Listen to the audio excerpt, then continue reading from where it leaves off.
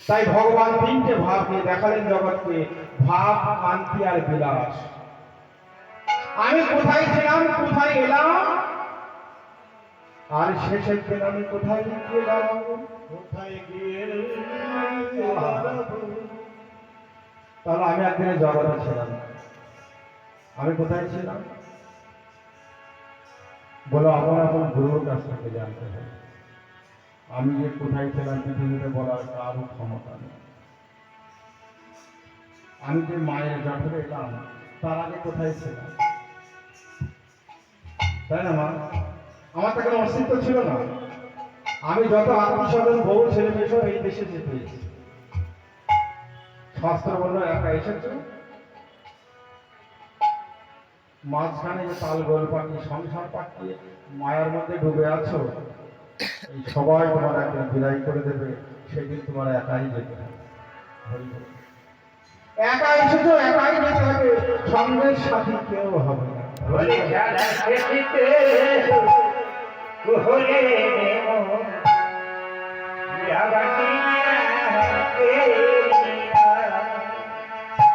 গানগুলো হয়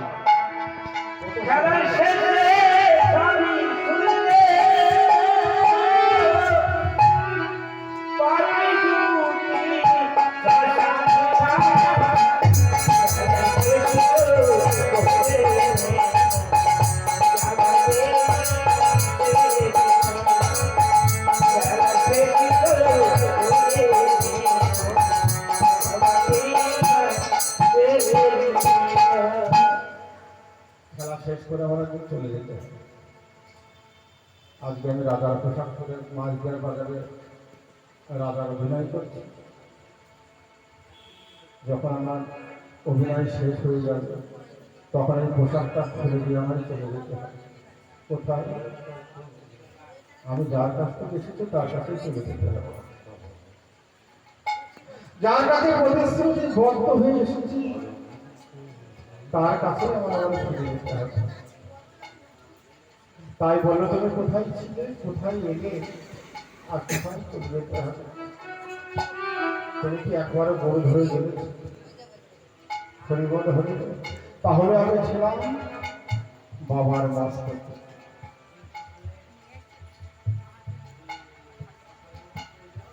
বাবার মস্তকে ছিলাম। কদিন ছিলাম? বললো বাবার মস্তকে ছিলাম 3 মাস 20 দিন, আর মায়ের জঠরে ছিলাম 10 মাস 10 দিন। বাবার মস্তকে আসার আগে আমি যে কোথায় ছিলাম একমাত্র গুরুদেব ছাড়া কেউ বলতে পারবে। বাবার মস্তকে আমি এলাম কোথা থেকে, কি আমার পরিচয়? গুরুর কাছ থেকে জানতে হবে। গুরু ছাড়া পৃথিবীতে কারো বলার ক্ষমতা নেই। তাই আমি বাবার মস্তকে একটা জায়গা থেকে এসেছিলাম। আমার যেতে বসে আছে, কোথা থেকে এসেছি? নিশ্চয় একটা জায়গা থেকে এসে বসে আছে না? তাহলে আমি যে বাবার মস্তকে এলাম, তাহলে এলাম কোথা থেকে? একটা জায়গা থেকে এসেছি। তাহলে বাবার মস্তকে 3 মাস 20 দিন ছিলাম, মায়ের জঠরে 10 মাস। কবার জন্ম হয় খেয়াল করবো।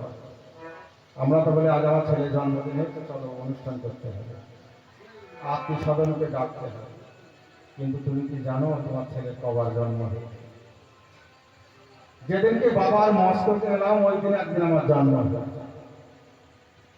বাবার মস্তকে থেকে আমার বাবা অজ্ঞান হয়ে ওই পায়ের সমুদ্রে নেবে, যেদিন আমাকে ওঠাই সমুদ্রে নিক্ষেপ করেছিল।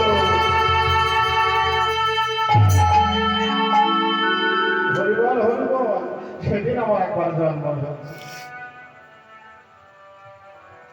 আমার বাবা অন্ধ হয়ে ওই মায়া নদীতে নেমে